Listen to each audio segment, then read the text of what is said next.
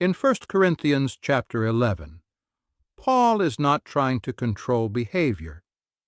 He is trying to safeguard meaning. This is a crucial distinction.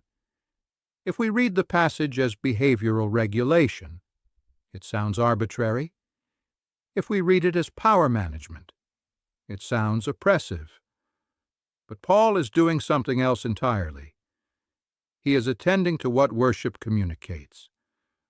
For Paul, worship is not only spoken, it is embodied, it is visible. What the church does with bodies, symbols, and practices tells a story. And Paul is deeply concerned that the story worship tells aligns with the truth of creation and redemption. This is where the category of glory becomes central. As we saw earlier, glory for Paul is not primarily brightness or honor. It is relational visibility. Glory is how relational identity becomes outwardly expressed. In worship, that visibility matters immensely. Worship is the place where the church enacts its understanding of God, of humanity, and of redeemed relationships.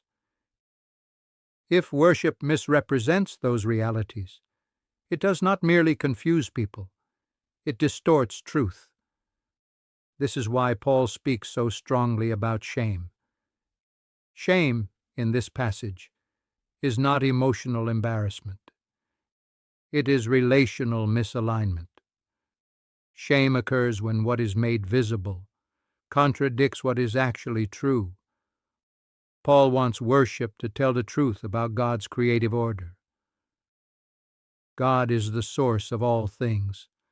Christ is from God. Human relationships are ordered relationally, not hierarchically. Difference exists without domination. Unity exists without erasure. When worship practices obscure that order, they obscure the gospel story being enacted. This also explains why Paul is concerned with things that seem minor to modern readers: head coverings, and hair, and visible distinctions. Paul is not obsessed with appearances. He is attentive to symbols. Symbols are never neutral. They always mean something. And in worship, symbols carry theological weight.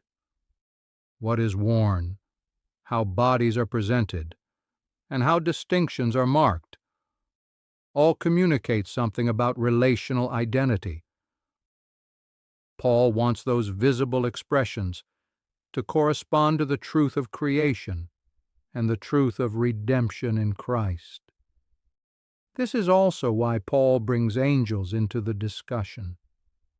Worship is not a closed private act. It participates in a wider cosmic order. Paul assumes that worship is witnessed. It takes place before heaven as well as earth. It is an enacted testimony. So worship must be coherent. It must align with reality. When worship displays relational truth faithfully, Paul calls it glory. When it contradicts relational truth, Paul calls it shame. This does not make Paul controlling. It makes him careful. He is guarding meaning. He is protecting the integrity of the story the church tells about God and the world. Once this is understood, 1 Corinthians 11 stops sounding strange or fussy. It becomes pastoral, theological, and deeply serious. Paul is not managing people. He is stewarding truth.